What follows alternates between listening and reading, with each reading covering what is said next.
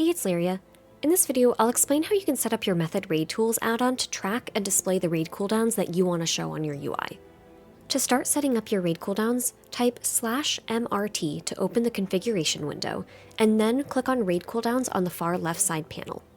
The first thing I do when setting up a new profile is to decide how many columns or categories of cooldowns I want to track. You can do this by selecting the Appearance tab at the top of the MRT window.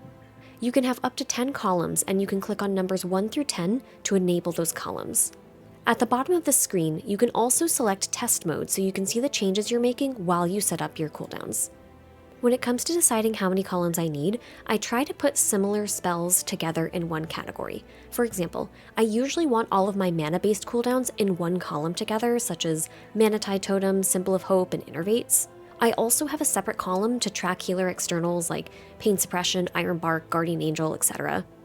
Another column I enable is for healing cooldowns like Tranquility, Divine Hymn, Salvation, Healing Tide Totem, Revival, etc.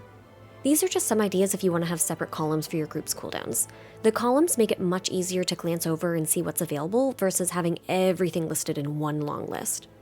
Once I figured out how many columns I need, I choose one column to work on and go through the category on the far left side that's associated with it.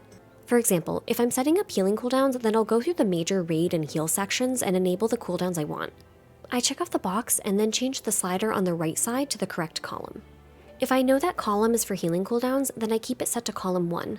But if I want healing cooldowns set to column 3, then I'll have to move the slider over to column 3. The last thing I do is set up the appearance. The default look doesn't really go with the rest of my UI, so I'll change the font size, the transparency, and the colors. This part is totally up to you. Something to keep in mind is that you can just change the font and the size and the colors over in the general setup area, and that means that all of these settings will apply to any column that you have enabled. This is helpful because if you want all of the columns to be the same size, the same font, etc., then this will apply to all of them.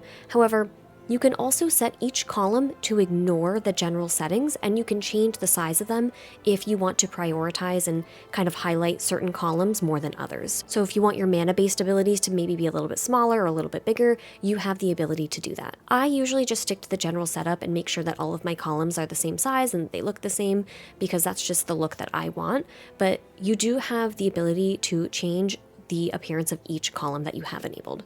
When you're done with this, you can move your columns wherever you want on your screen. I keep mine to the left because I already show bigwigs timers and boss frames on the right side.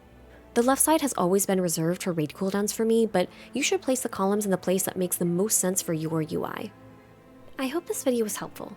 Let me know if you have any questions about setting up raid cooldowns and Method Raid Tools.